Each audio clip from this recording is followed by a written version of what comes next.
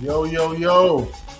What's good? What's good? No Excuse Family and Passport Bros. So today, I wanted to talk about continuation from what we're talking about this past Sunday about Salvador. And today I have a fraternity brother, Kevin, which lives in Brazil and also has experience with Salvador Bahia as he used to live there. So with further ado, I'm going to bring this brother up. Let me take away this background. What's good, bro? Hey, what's good, man? Glad to be back once again. Yes, yes, yes, yes. Glad to have you back, man. Yeah, I know after the last conversation, I know a lot of the brothers they definitely wanted you to come back and definitely drop some more gems. So For sure. I appreciate you coming up. I know this is a little short notice, but Yeah. we gonna get right into it. All right. Let's do What, it. what happened? Well, when we talked about this past Sunday, we had a few guys that been to Salvador before, and what we pretty much went over was the typical um, travel routine. Guys hit up Salvador. They go to Puerto de Barra, Uh-huh.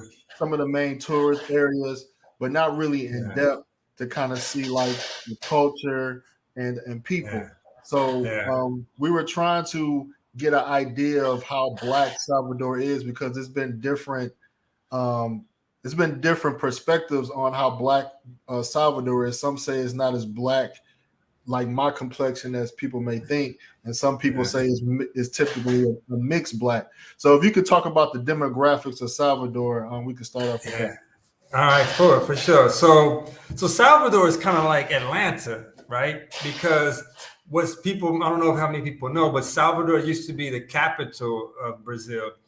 Of course, they moved it now. It's Brasilia, but it's the place where the slave trade started in Brazil. So this is why it has a lot of, look and feel that the South has in the States.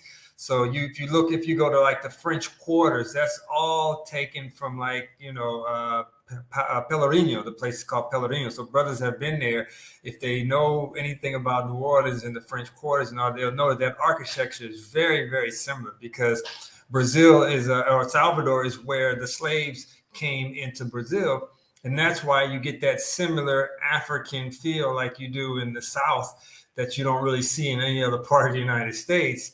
It's the same way in Brazil. So Brazil, the blacks in Brazil are like my complexion, right? So they, give that African feel. The food, the culture, the reason why Portuguese is different in Brazil than in Portugal is because of the African influence, right? So you got Portugal Portuguese, and then you got Brazilian Portuguese, and this is sort of how they differ. And inside of Salvador, I mean, Salvador is my favorite place in Brazil, to be honest. I mean, that's why when I first came, I went there first and spent about 3 days, and then we spent 4 days in Rio.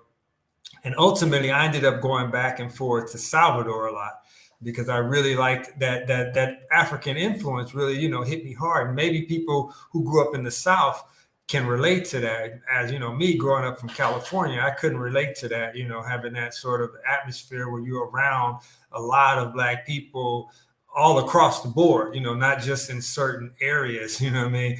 Like certain parts of the city or things like that. And so the other thing that really struck me was the history. So in Salvador, you'll find Black history like all around you. Like there's a market they call Mercado, and it's I think it's Mercadão, but it's underneath it is are caves that the slaves built, and so like they're still there, like they preserved them, right? So you can walk through them and everything. And so one of the things that stood out to me was how we have this Black history that's sort of like just there living that you can interact with. Whereas I would always tell my friends, hey, if you're in California and you want to see Black history, you got to go to the museum. You know what I mean? There's no Black history on the streets. Maybe the watchtowers we got, you know what I'm saying? But it's not there like that, and a lot of it has to do with, we didn't have that influx of slave, Africans there, that left that history behind. I mean, there was so many of them, right? There's no way to like, capture all of the history and put it in a museum under those circumstances, in my opinion. So yeah, I mean, I don't know who would say that, Salvador doesn't have the black Brazilians like we, black as in our tone of black, but they are. I mean, that's the majority of what you'll see is Brazilians that are of our complexion. They obviously have light-skinned blacks too, it's like we do. So yeah, you'll see others, but the majority is going to be, dark-skinned Brazilians. Okay, so why would you say the typical traveler doesn't see the amount of darker skinned Brazilians when they visit Salvador? That they're not going to the right places, or Yeah. why is that? Yeah, I don't know where they would go in Salvador. I'm trying to think. I can't even imagine it, where there's a mass amount of non-dark skinned Brazilians in Salvador, unless they, hanging out in some. Because even in the touristy areas, I mean, like the main beaches, there's a small beach in, Porto da Baja, where they have a Farol da Baja, and so that's where I stayed at when I lived there. And so, it's a the lighthouse. Farol da Baja is a lighthouse. Right. And so most people are familiar with that area. And that area is, dark-skinned blacks. You know what I'm saying? Like, even when you go to Pelourinho is another, major spot that you would want to hit if you went to Salvador. And what people don't realize is that Pelourinho, the name stands for like whipping post, because this is where they beat the slaves at.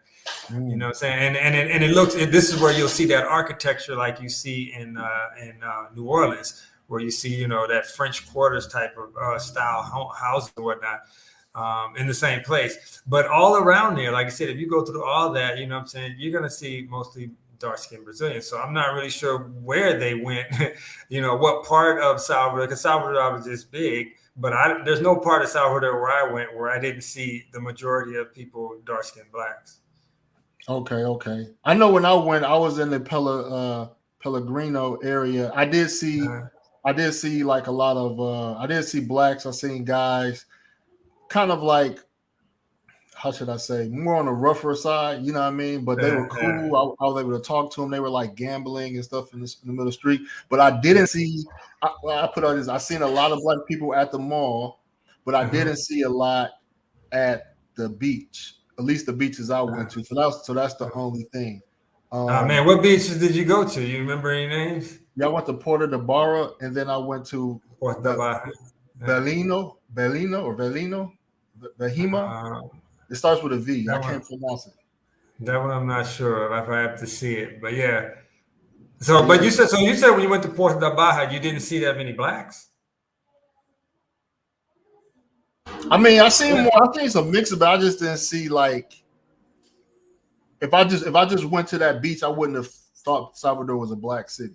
I wouldn't have looked at it as a black city.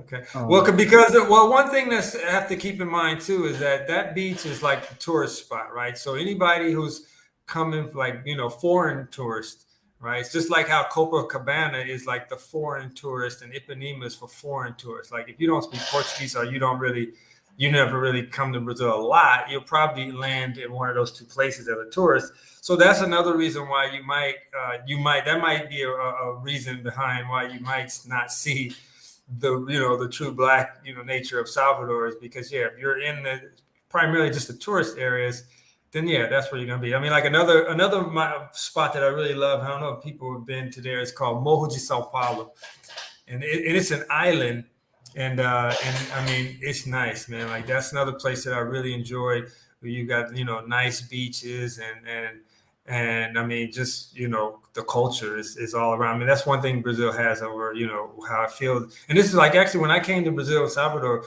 I almost felt like I came back to somewhere I had never been. That's where I got that experience where I felt like, man, like, this feels like I belong here. You know what I mean? Like, this is where I'm from, almost, in that sense. And so that's why I kind of gravitated back to there. Even though I went to other places, I would always go to Salvador and I go to somewhere else, San Luis. I go to Salvador and I go to Goiânia. I go to Salvador and I go to Ceará. And so I'd always go somewhere else, but I always kept Salvador in it because I felt like that was like, home base or whatever from where I would, venture off. And I'd always go there. But yeah, so I mean, like there's beaches. I mean, a lot of people don't go into the interior of Salvador. And Right. that's largely because you really can't, if you don't speak Portuguese, you need to have some kind of translator with you, right? Because outside of the tour, even in Salvador in the tourist areas, there's not a lot of English spoken. So I mean, even there, if you go, you'll notice that there's not like English is commonly spoken by the waiters and any of that stuff like you would see in Copacabana or Ipanema.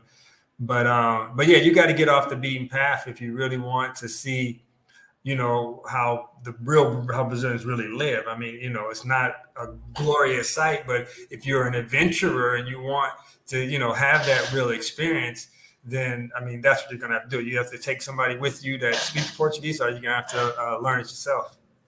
Okay. Let me get through some of the questions in the chat quickly.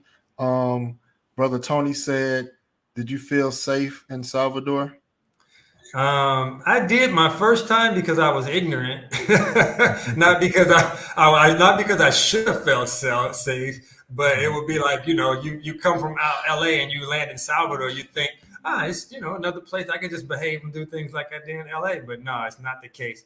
So I didn't feel unsafe because I just didn't know that I was, in a situation that was kind of unsafe. But even I would only say I'd feel unsafe if I didn't speak the language. Now that I speak Portuguese, I wouldn't feel unsafe in Salvador for any reason. Okay. Shout out to Felicia, the moderator, and shout out to all you guys, Alex, Mr. Dawkins, Tony, K Mac. He says for a first timer,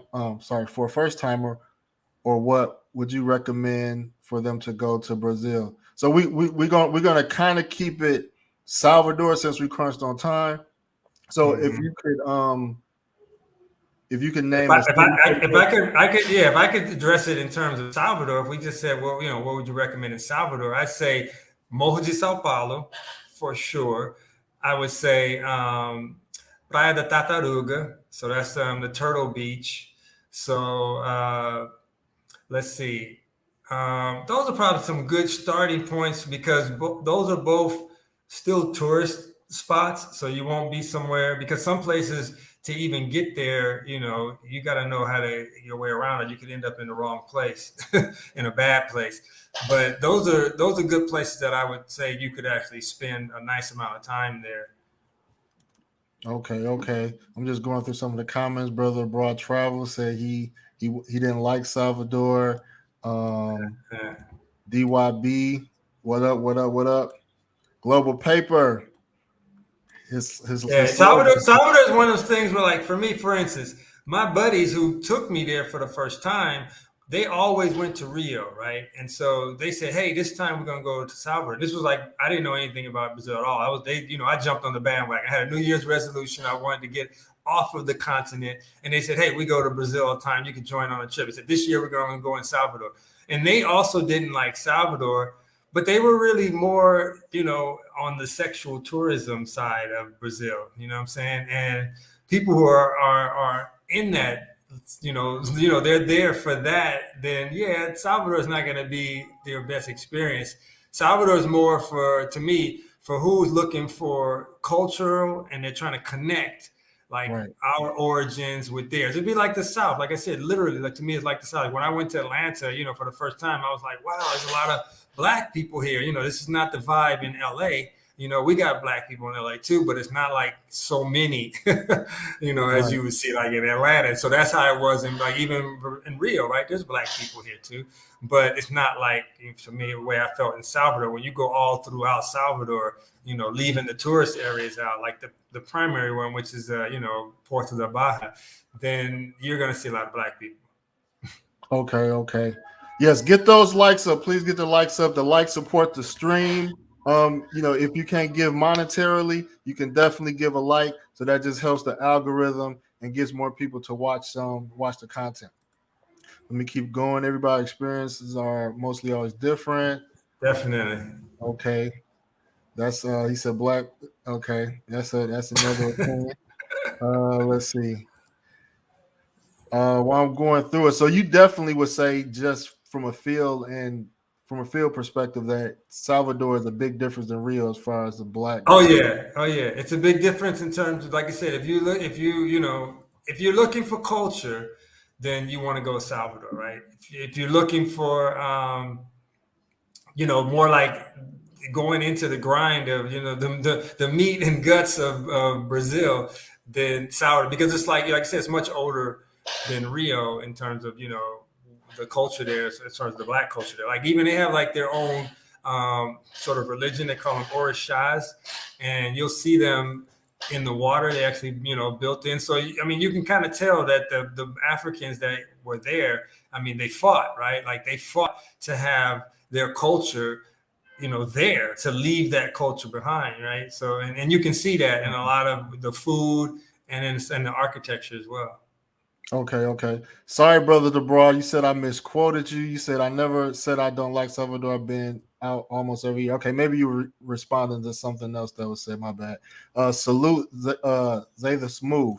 So I want to ask you a question, and I really want you to kind of put it in perspective. So I've been to Sao Luis too, right? Mm-hmm. And so this is my challenge with how Brazil is spoken of. So people talk about Sao Luis as like this reggae. So anybody that knows that Sao Luis is like known for like reggae, right? And reggae and forró. They like reggae and forró in San Luis. Yes.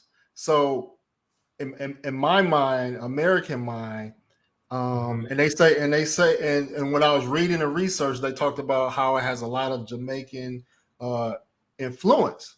So it does. Right. So when I went to Sao Luis, yes, I heard places playing reggae, but it was more basically white to me. It was basically white Brazilians. And so in my head, I'm just like, how are y'all comparing this to Jamaica, Rastafarian, and I don't see no black.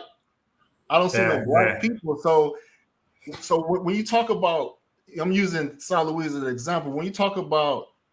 When people talk about the culture, a black culture, Jamaican culture, or Afro culture, and they go there and they don't see the people that they typically identify with those cultures, what do you have to say about that? Well, first of all, one of the things that's really important to understand about is Brazil was like, what do we call it? Brazil was like where all the other countries tossed their trash, right? So like Brazil was a place where the thieves and all the criminals, they sent them to Brazil. So, and not just one country. So Brazil was colonized by several other countries. So like, for instance, Sao Luis, that area was colonized by the French, right? And so that, you're not going to see a lot of black people there. It was colonized by the French. The black people were there. It'd be like how, they migrated there. They weren't really brought there like how in Salvador, they entered into the, in masses in there. And then there's parts of Brazil, I don't remember all the parts, but there's parts of the south of Brazil that where they're German colonized, right? So you'll find where you'll see, people speak German, right? And they're Brazilians, right? And so because it was colonized by Germany, so there's a lot of different, Brazil's kind of made up of a lot of different other countries. And yeah, definitely in San Luis, you're not gonna see, black people like you see in Salvador. The other thing that's interesting is that Brazilians don't tend to identify themselves by blood the way we do. So like in the States, we look at somebody and say, I really don't care what color you are. If you got a drop of that black blood in there, and then you're black. Like we're gonna see those black features, your skin tone. It's like you're mixed, right? But for us, you're black, right? Like remember, Mariah Carey had that thing. Like I don't know what I am. It's like you're black, right? Because you have black blood. But in Brazil, they kind of identify themselves with the skin color. So instead of going by bloodline, they identify themselves by skin color. So they have all these different names. Like for us, we've got like red bone, right? Or light skin and dark skin, but we maybe got like 3 or 4, right? But they've got like dozens of different ways to describe someone by the color of their skin, not necessarily the bloodline. And so, so that's another big different interesting thing, because you'll see people that you may say, I don't really know what you are, right? Like, there were Brazilians, I'd be like, I don't know if you're black, you're white, you're mixed, but what do you identify yourself with, right? And most of them will acknowledge that as far as bloodline goes, they're black, right? But they won't call themselves black. They use a different word because of they're judging the word they use is based on the color of their skin and not like their bloodline. Right. And I think that's the bigger difference. A lot of Americans um we define blackness as appearance, Yeah, and yeah. they define blackness as DNA. Which you can't physically see their DNA, but they internally, know and feel connected to the Well, African. I'd say it's the opposite. In other words, I feel like we identify in the States by bloodline, right? Like we call someone black if they've got black blood. It doesn't really matter how much they got. If you think about like Tiger Woods is a good example, right? He was like, why can't I identify with my mother and be, Japanese or Chinese? And it's like, no, because you got a drop of black blood in you. So that just, takes over everything. It's like, you know what I mean? It's like most people who are mixed are, the public looking at them is going to identify them as black before they will identify them as the other race they're mixed with. Right, You know what I right. mean? And so in Brazil, it's not so much that they kind of like just the color line, even though they may say, yeah, I know I'm black in terms of bloodline, but I'm not black in terms of, I'm not going to say I'm black. I'm just, I'm the other shade. I'm parda. I'm, moreno. They got all these other different colors that are identifying them more by the skin color, not the bloodline. Right. Prophet, I know you asked a question.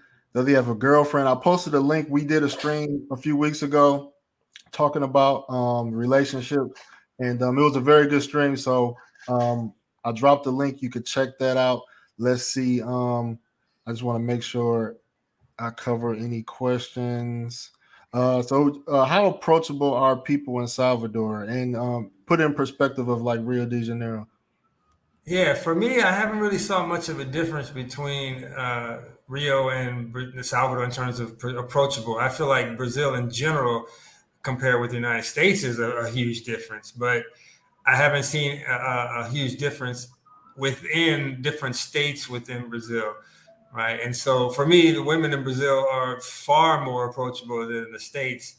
But you always got to be, there's like this caveat for me, like in the States, for instance, and I'm speaking more from LA because I haven't been all over the States in the United States either, but from an LA perspective, you go out and you go to a club, you're probably only going to end up dancing with a girl if that girl even looks at you as being a candidate for a boyfriend. Right? Like if she looks at you and says, I would never date that guy, then she probably won't even dance with you either. Like she'll be the one that says no. Whereas in Brazil, you don't tend to have that. You have more women will dance with you and not necessarily find you attractive or would go out with you, but they're more there to have fun and not like pick a date. And if they, pick a date along the way, great, but it's not like they would deny themselves to have a good time because they didn't see somebody they found attractive enough to dance with them. Okay, let me shout out this super chat, man. Appreciate it, Benjamin. Question: hate to be that guy, but can you ask the guest what a good living budget, for Brazil? All right. So if we're talking in dollars, right, the exchange rate always affects that, right? So we've got, right now it's 5 to 1, right? So if every $1 is $5. So at this exchange rate, right, 5 to 1, you could make $1,000 a month and you'd be like middle class, right, here in Brazil at $1,000 a month. So once you get over, like if you were making over 2,000 US dollars, then I mean, you're rich almost here in Brazil, because that would be like right now, because that'd be like 10,000 reais a month, right? And to give you a perspective, a minimum wage here in Brazil is $300 a month, right? So if you were making, $2,000, you're making like, almost 7 times the minimum wage. So I mean, if you just think about somebody who makes minimum wage in the States and you multiply that by 7, that's sort of your lifestyle. Okay, that's a pretty good lifestyle. Pretty good Yeah, lifestyle. yeah. I want to ask real quick. Shout out to Papa TV. Brazil. Oh, we got Sao Paulo in the house. How you enjoying it, bro? How you enjoying it? Personal question for you: why didn't you choose Salvador to live? I didn't choose Salvador to live because when I came to Brazil, I didn't speak Portuguese. And as I mentioned before, if you're going to be in Salvador and move about anywhere, you really need to be fluent in the language or have somebody around with you that's fluent in language. And so because I didn't have that, and I also had no connections, like I didn't have anybody to say, hey, don't go down that neighborhood. That's where the favela is. You'll get killed in there. Like I had no one to keep me out of trouble. So I ended up having to leave because all my buddies, like I said, they always went to Rio. So they had tons of contacts in Rio. This was the first time they ever went to Salvador. So they didn't know anybody in Salvador either. So because they had contacts in Rio, they connected me up with those, said, okay, these people will look out for you. They'll make sure, you're not in the wrong places and, what to do and not to do. So, so I ended up having to leave Salvador because of that. Otherwise, I would have stayed because I really didn't have anybody to keep me out of trouble and I couldn't communicate. I was using Spanish, because coming from LA, right? Spanish is our big second language. And so that was really the reason why I didn't stay, because I didn't have the language mastered to be able to stay there or the culture for that, because I was just recently in Brazil, so I didn't really know much about favelas or any of that kind of stuff, right? So I was, like I said, when I got there, I wasn't afraid because I didn't know what I should have been afraid of. Okay. So I got a couple more questions because I know you're short on time. So before I ask these questions, have you been to like Casa Black in Rio or North Zone? Casa Black. You said It's like, Casa Black? yeah, it's like the only black club in Rio. I went a couple of times last time I was there. It's in the North Zone. Oh I was just yeah, no, I'm not familiar with that. But normally, as far as events, because when I was in Rio, in more in the city of Rio, I did a lot of parties. So they call it baile charme, right? So anybody from Brazil knows baile charme. Baile charme is basically R&B for Brazil, and so I did a lot of those events. But they normally don't have fixed locations, right? So most of the sort of baile charme, they kind of travel around. So they find a place, they rent it out, and they post everybody's like who's in the body charm is going to show up, right? It's like they come in the masses. So that's as far as black environment clubs, I never went to one where it was sort of like a fixed location where you go to that same black club all the time. It moved about. Right? okay. Yes, hit that like button if you haven't hit the like button. Please hit the like button. It definitely supports the algorithm. Shout out to G Green that came on Sunday. He said Salvador is not a club city to me. You have to be invited to street parties. That's Yeah, what you got to know where to go. Salvador definitely has a nightlife and a club scene, but again, like I said, it goes back to where if you showed up from LA and you've never been to Brazil and you don't know anybody, then you're going to stay in the safe zone. So you're going to be in areas where you're probably not going to see all that. If you grab somebody or had some connect that could, that was from there that you could trust and whatnot, then yeah, they could take you to find the nightlife.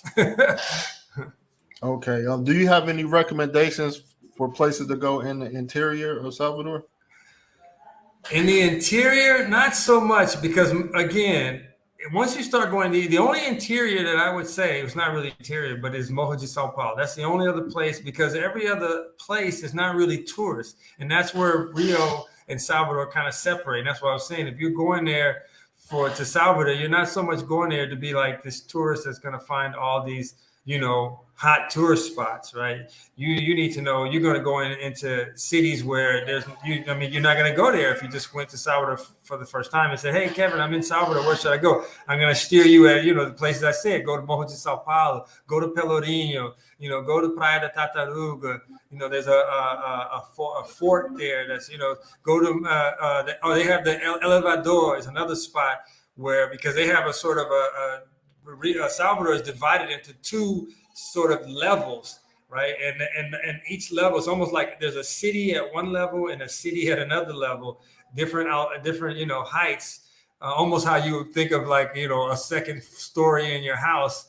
And so there's an elevator, and that's where that supermarket area is, where I said you could go underneath it, and there's the caves that the slaves made, and that's where you would take the boat to go to like Morro de Sao Paulo. So those are all areas where you could go and you're okay. You still got to pay attention like the nightlife. You don't want to be out in the streets roaming about like in the wee hours of the night, in any of these places, even the tourist spots. Okay, cool. I brought this question up for some older brothers that asked me to ask this question. Yeah. They want to know like brothers that's like in retirement age, like in their 60s, and they just want to meet like a woman that's say 40 and up. Um, are the older women on a more of attractive side in Brazil compared to the US, or how what would their expectations Hmm. be if they want an older woman from your opinion? I would say they look better than American women on average, but not to say that they don't age. You know what I mean? So everybody ages. I don't see anything that makes them. I mean, because they started out more, more beautiful in my opinion. So pound for pound, the older women in Brazil are going to look better than the older women in the United States, in my opinion. And so, but not to say that, the older women are like all dime pieces, right? If you want to, tap more people that are beauty, then you need to stay around like Ipanema and Cabo and Copacabana, because those beach areas and those are areas where people have money, so they tend to take care of themselves better, health wise and eating wise, and going to the gym because they got the finances to do all that stuff. So you're gonna see those women more in shape and prettier, but you're not gonna see a lot of black women in that, that fall into that category. Right. So it depends on what you're looking for too. Now, when I say black, like me, like our complexion black, not being like light skinned black. Okay, cool. Well, I know you got to get out of here, man. I know some Yeah, people yeah. probably had a couple more questions, but So you got a um, couple of more. I'll stick 5 more minutes. Give me 5 more minutes. So if let's see. somebody got something they curious about. He said, I heard women in Salvador approach you when they realize you're American. Is this a facts or cap? That is a fact, and that's not just in Salvador. That's in anywhere in Brazil. So if you find yourself, and really what triggers that is when you're talking to somebody else. So if you go there and you with a couple of buddies and you guys are walking down the streets and you guys are speaking in English, obviously, then you draw a lot of attention to yourself. People are like, whoa, like they're speaking English, and it even more so happens when you leave the tourist area, because obviously when you're in the tourist areas, that's normal. They're used to having Americans there, but where you see that wild neck twisting reaction is when you go into the interior, where they know you got to speak Portuguese to be up in here. How the hell did you end up getting here, right? And you must have somebody with you that speaks Portuguese, because you wouldn't have made it there on your own without being able to communicate. So that's why for me, I get that a lot, because when my buddies come, I always take them into places where they would never go because they wouldn't speak the language. And so of course, but now I'm talking to them in English, and people are like, like what the hell's going on here? How'd you guys get here? Cool. Somebody asked, have you ever been to Japanese carnival or Japanese carnival celebrations? I seen this In comment. Brazil? Yeah. No, I never seen Japanese. Japanese would have to only be probably in Sao Paulo. Sao Paulo's Right. like New York, right? So you got big city, you got more wealth. It's like the financial hub in Brazil, between Sao Paulo and Brasilia. But yeah, not I haven't seen anything outside Brazil. That's one thing about Brazil. They don't have a lot of other countries here like we do in LA. Like LA, you can find any kind of food you want. I'm looking for Russian food, Turkey food. I mean, you can find it here in Brazil. You're gonna be lucky if you find. You got pizza, and you may find some Chinese. But I mean, you're trying to find anything outside of that, good luck. Maybe in Sao Paulo you might, because again, like I said, Sao Paulo tends to have a lot of Americans, foreigners, because it's the financial hub. So they tend to have more stuff to cater to, foreigners. Okay. Cool. Well, man, I appreciate your time, man. I'll probably wait a while before I probably have a Brazil topic where I want you to chime in at. But Hey, no problem, man. I definitely appreciate you coming up. For sure. I always got your back, man. You ever need me, let me know. Like I said, we're doing the school here. Everything's going good with the school here now. We did this. The kids are on like spring break, and so at the school, what we decided is we're gonna take the students, and we're gonna do like a 4-day sort of activity for the younger students. These are like from ages 7 to 14, and so at my house, like I spend a lot of my house making it, American. My house is completely different from any other house, because I built it from the ground up, and I built it, not in Brazilian culture, but in American culture. So again, I got a swimming pool that lights up all around the outside and the inside. I got, my garage is like American style 2-car garage with the, roll up garage door, something that's not common here at all in Brazil. I got a garbage disposal, and, my kitchen is like, custom kitchen cabinets. All these things are not what happens here in Brazil. They tend to cabinets in the kitchen, they buy them and mount them on the wall. And so when you go to rent a place, there's no kitchens, no cabinets in the kitchen. You have to bring them. And so we're gonna take the kids there. I'm gonna do some video. I'm trying to find someone to shoot video like I did for the grand opening, I should say, of the school. I had a drone crew out here, and we shot up a nice video, which is on YouTube. But I want to do a similar thing for this event we're going to do with the kids, so we can let other people think about enrolling. And we're calling it KNN City, right? Because it's like my little small city. So it's going to be, like I said, it's going to be a big shock for the kids because, of course, they've never seen this stuff. They're going to be in this architecture that they've never seen, a swimming pool that's completely different from, anything anybody else has got. So, yeah, it'll be a nice experience for them. When all of our students, we always give them like $1 bills. Because most of them never been. They always hear about dollar. They know everything is about the dollar and exchange rate, but most of them have never even seen the dollar.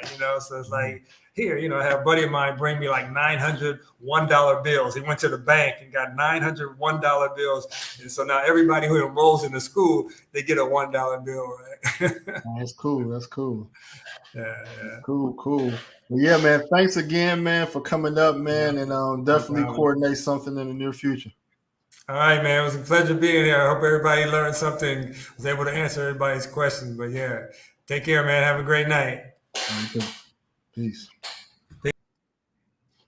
Yeah. So that's the homie Kevin. So look, I've talked about Salvador several times.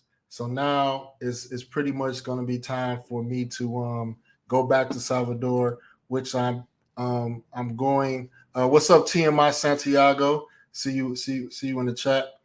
So I'm going to Salvador in December. So I'm not gonna stay for New Year's, but I'm gonna go. I'm gonna go late December. I'm gonna probably stay out there for a week or two and really get an in-depth tour. I'm gonna hit up the favelas. I'm gonna go in. I'm gonna get my hands dirty. I'm gonna work on some of my Portuguese.